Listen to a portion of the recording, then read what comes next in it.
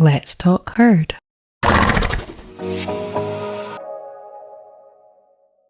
I love that you went through that exercise with yourself. And it's kind of like, so we've been building on this conversation in email, right? Yeah. This is how it all started. We had this little offline email conversation. And this is what I was talking about with, listening to different people. Yeah. And when there is that resistance in me that comes up, or defensiveness, or an automatic, well, that's not right, or an automatic the other way even, right? That's when I do what you've been doing, is kind of taking that in, and instead of looking out at that person, I take it in and look at me, like, what was it that person said? Why did that trigger me? Why did that trigger that much of a reaction? Yeah. And oh my gosh, if we can learn so much about ourselves by doing that. And even just witnessing your ego as ego is so powerful. Because you don't have to say that's me, or even that I need to heal. I mean, you might, there might be something for like actually to heal and everything. But I think the healing is just seeing that that's how my ego behaves. Like it wants to do this and it wants to do that. And then I suppose you in seeing the ego, it's like that Eckhart Tolle thing. When you see the ego, you aren't the ego anymore. Because how can you see, when you're outside of it, you're no longer. So you get that kind of quantum leap out of that. It's just, there's another kind of thing that I love doing. And I try to remind myself to do that. To do it when I just feel, I can't connect with you, or we're not agreeing, or, something with somebody, or if I see someone on the TV that's kind of, I don't agree with, or I don't, I just don't resonate with, or something. I kind of, what I try to do is listen to them, like really listen to them. And it helps to imagine them as a child, like how they were as a child, and understand them.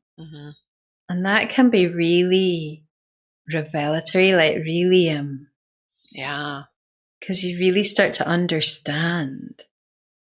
And it's more focusing on them, but it is about how you relate to them as well.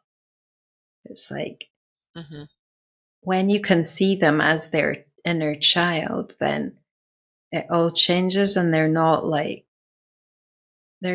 unattractive anymore in that way. It's like you take that ego defense mechanism off of the thing. And I think when you do that, you're taking it all out of you as well, because it's just it's pretty developed in most of us, isn't it? It's like we're just so used to instantly having an opinion, and oh gosh, it's crazy. No. Yeah. No, I do the same thing. I picture that person as a small child or baby, and then and you can't help but then soften. Exactly. Yeah. Right. You automatically soften, and it doesn't mean you have to accept what they're saying, or rally around them or anything. It just by softening your energy and softening that judgment. Again, it's not maybe in this world, this material world. It's not going to make a huge difference. And yet it does, because if we all softened our rough edges, I think the world would be a lot more peaceful. Yeah, I think. And more accepting. It's probably, and more forgiving. I mean, it's probably more powerful than we can imagine to truly see someone, to see their authentic self. Mm-hmm. Especially in those situations where there's something taking us out of that authentic self, when it's not that, when it's not that straightforward. How to like being there. Yeah. And that kind of gets back to your original question in a way. Yeah. About truth. Yes. Yeah, exactly. Yeah. And because that is the truth, isn't it? Seeing. When you can see without ego, then what you see is the truth. So it doesn't really matter what somebody's actually doing or who they're even being. If you can see like where why they are hurting or why they're behaving in a way that like the behavior puts you off, you can see through that. Right. Yeah. Yeah. For sure. 100%. And I think being around horses is such a training for that, because they're just in that. They're just anchored in that authentic seeing. And it doesn't mean that they don't respond. Like they will mirror how you treat them and how you are around them. But it's almost like they're totally in the flow of that. So they'll just be who you are. Like they're just like, they're just totally responsive and receptive. And so like if you give them anger, for example, they'll kind of give you back some kind of reflection of that. And and the same with love, and the same with patience. And so it's just this absolute mirroring. Which I don't know. I don't know if that's something that we are not necessarily going to go back to that. Like maybe because we've gone through the mind, we've got a different way of coming to, do you know what I mean? That's not very well explained, but like, there's added layers. So instead of just responding, we can sort of hold a space for a change. And I think some animals do that more than others, don't they? They don't, like, they're not just sucked into your destabilization or. Oh no. Yeah, right. They can hold. No. I think there are a lot of horses that, work with that energy differently. It may not always be a mirror. I think there are some horses that help transform that energy. And in my experience, those horses are oftentimes not looked upon kindly because it's such a powerful transformation. It can be viewed as being negative. Okay. And, how would that kind of explain more about how that would look, so that I can really understand what you mean? So I see my horse Romeo in that way, where he doesn't mirror. He he transforms, and so he creates responses from people. Okay. He will trigger, he might, so for me, he will, if I'm not present, he will nip at me and transform my energy and make me become present, like as a reminder of I am not being present. Yes. And he has done this since I've known him, and has then created huge reactions in other people because of that. Yeah. It's more like the teacher horses. Pardon me? It's more like he's more like, because I'm just thinking of how that relates to my herd, and those ones I think of as the teacher horses. Like I wouldn't have like categorized it like that, but they've got that way of holding their own space, like their own, rather than influencing. Easily influenced. Yeah. Yeah. Yeah. Right. Oh yeah, no, he is not easily influenced at all. Yeah. But I would say, all of my horses have taught me something. Definitely. Everybody in my life teaches me something. Everybody, everything. But the lessons I've learned with him have been more transformational. Like, it's because of him that I moved away from natural horsemanship. Yeah. Because it, Yeah. No. There are some horses that are they're powerful about that. Powerfully, almost like refusing to enter that channel, refusing to. Yeah, because I've met a few like that. That was what convinced me of the. It seems so obvious now, but at the time it was like, wow, this, when I look back, I think I was I can't believe how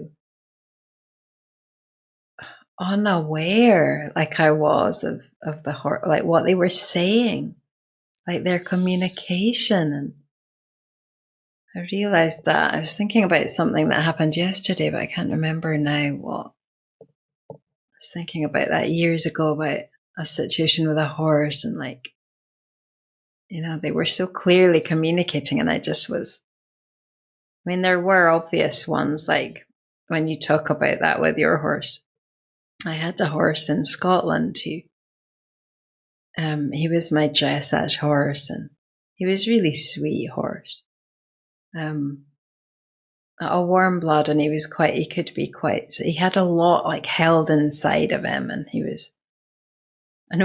so when we were discovering this natural horsemanship thing, we sort of made this round pen in the arena with the jumps, and we were like doing this thing, and he just stopped, and first of all, he tried to jump out. He was like, I'm not having anything to do with this. He tried to get out of the thing. Wow.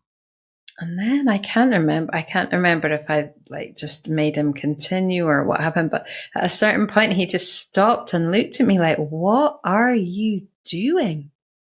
Like, why are you chasing me away? Like, we're already friends. We're already, connected. So why are you And it was just like, so that started me like waking up a little bit. When you look back, you're like, my God, how slow were you, to realize things. Yeah. But yeah, that was a big one because it was just the look in his eyes was like incredulous. Like, Yeah. have you completely lost your mind Right. or something? And in a way, it doesn't really make sense Right. in like the context of why you do that. Like, if you've already got a certain relationship, why would you then go through that whole thing again? But yeah, there's so many layers to that. We should do another podcast about that, really. I know. That's Oh a my whole gosh. book, isn't it? I know. Yeah. Multiple 5 books. editions. There was another mirror. Books. I remember another one that we had her for schooling, and she belonged to someone else, and she just became complete. She was like, I think she was a trotter, like a thoroughbred. I don't think she was a native horse, but she did that native horse thing where she just completely shut herself down. She just like went into this, like turned into a stone. And that was another big lesson. Like, look what you've done. You've turned this horse into a stone trying to do this. Yeah. I mean, they're so tolerant. It's just astounding to me. I mean, we are so fortunate at how forgiving and tolerant and willing horses are to be in relationship with humans. Yeah. And I can't help thinking that they've chosen to do that with us. I think so. On some level, like on some soul level. Otherwise, like, yeah, I just don't think they would. I just don't think they would take that. And it's all like a kind of analogy for life, isn't it? Because it's a kind of weird thing, like these wild animals that we then captured and that we then now, have moved into a different place with. And, that whole thing, it's like some kind of analogy for relationships. It's not really just about the face value thing. Right. I don't think. Right. Yeah, I agree. Yeah. We keep learning from them. And so I just feel so fortunate to have them in my life because they're such amazing. All of our animals are such amazing teachers. Yeah, they really are. Lucky. Well, this has been a really nice talk. This has been wonderful, Camille. Yeah. I know. It's always so lovely. So much to talk about. It feels like we teased apart a bit more of this whole thing, and it's just a process, isn't it? Yeah. Yeah. Just being willing to. Yeah. Yeah, probably. Just being willing, I think, to kind of listen to ourselves, like you said earlier. As it all comes down to feeling threatened, doesn't it? Like if you can't listen, it's just because you feel too scared, too threatened, really, about things. So some fear, or I guess ultimately it's you either feel fear or you feel love if you really whittle everything down. Yeah, definitely. Yeah, that's what it seems like to me, for sure. And it's interesting that you attract the people in your life that you resonate with. So that means everyone, doesn't it? Like you're at the people that your ego resonates with and the people that your authentic self resonates with. So there's like a kind of interplay on that level. And I think that Mm-hmm. we kind of grow from that. Mm-hmm. Yeah. Yeah, which is why, there are so many people that I think help us because of maybe their extreme nature. Yeah. They help us expand. Definitely. Yeah. Yeah. So true. Yeah. What do you feel, just one last kind of point, what do you Mm-hmm. feel the purpose of us being here is? Like in this earth experience? Mm.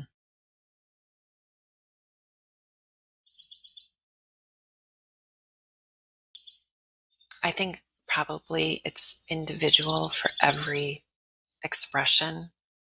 Like there's this beautiful cottonwood tree that when we moved to this property, it was probably just a seed that landed somewhere and it started to grow.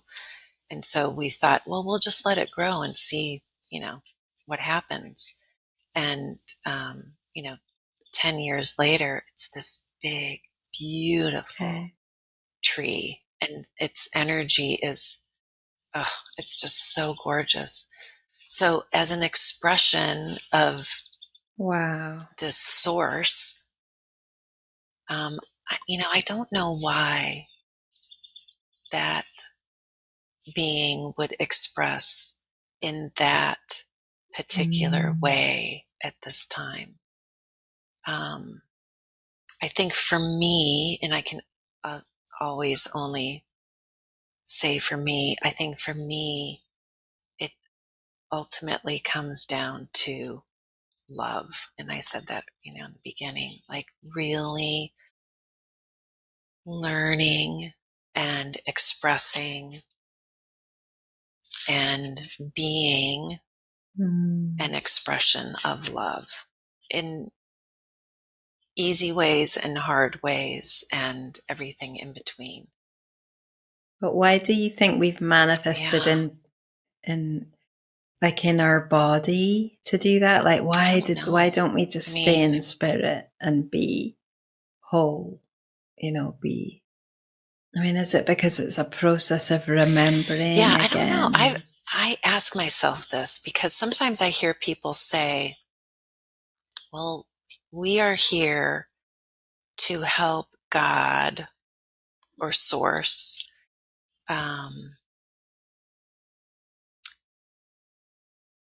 learn more about the universe. And I think, okay, well, if the source is omnipotent, then source doesn't need to learn more because source just knows everything. Yeah. Exactly. Yeah. I don't think source So can I learn. don't know. Yeah, that God cannot feel suffering or be aware of suffering because that doesn't exist in knowing, in a state of knowing. Which I think, Yeah, I don't even know if that's true. yeah. I mean, I don't know that we can because know things. that's our human, right? That's our human, suffering is, we have defined Yeah, that's true. certain things as suffering. But in the big, giant source, is that really suffering? Or is it just in this tiny little planet at this time, in this material world, have we defined it as suffering? Or maybe it's exactly what came to me when you were saying that is that we've kind of created suffering. It's like an illusion that we've created. Like separation, it's the same thing. It's like something that isn't really real on that other level of all knowing. But why? Yeah, it's that perpetual question, why? Why? Yeah. Maybe we just can't know, maybe we can't know from here, so it doesn't really matter. Maybe. No, it may not matter, but it's fun to inquire. Yeah, and I think when you do inquire, like from a genuine place, I think it starts to, things come to you and begin to unfold more and clarify. Mm-hmm. Yeah. Yeah. Well, if you figure it out, let me know. Yeah, we can have another discussion about it. Yeah. If your kitty shares something powerful, she's so next amazing. time, let me I know. will. She's such a master healer. Oh, Yeah. Yeah. it's wonderful. Yeah. Well, thank you, Camille. No, thank you so much. It's just so beautiful. Yeah. I feel very peaceful. Very, very, very wonderful. Yeah. Yeah, I do too. Yeah. I do too. Which is, I think that's always the way I end up feeling when we're done with our conversations. Yeah, like you've kind of just like having a massage or something. Thank you. Yeah. Yeah. I hope it's like that for people listening. Better. Yeah. I hope so too. I hope so too.